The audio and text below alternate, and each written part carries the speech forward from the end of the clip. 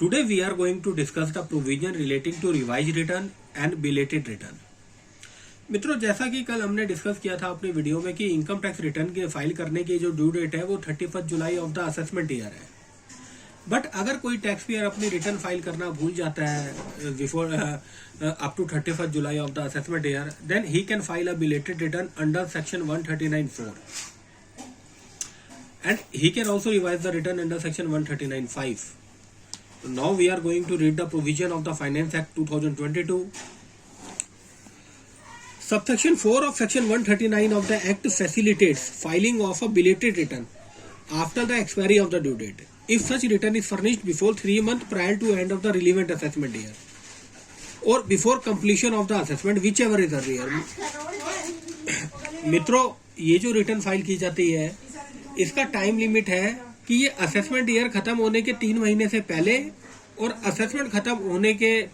दोनों में से जो पहले है उसमें पे पीरियड में फाइल होनी चाहिए। अगर आपने असेसमेंट ईयर 22 डेज की रिटर्न फाइल करनी है तो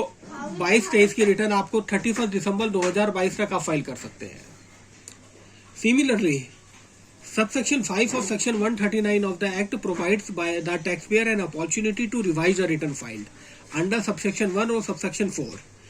in case of any omission or wrong statement after the due date, which is to be filed 3 months before the end of the assessment year or before completion of the assessment, whichever is earlier. अगर आपने original return file कर दी है under section 139(1) और belated return file की है under section 139(4) और file करने के बाद आपको पता चलता है कि हमारा कोई टीडीएस का शेड्यूल भरना रह गया या हमारी इनकम मिस रिपोर्टिंग हो गई है, कोई इनकम हमारे से छूट गई है, तो आप अपनी रिटर्न को रिवाइज कर सकते हैं before 31 December of the assessment year. Hence, the object of section 139 of the Act is to give reasonable time to the taxpayer to file a correct statement of his income.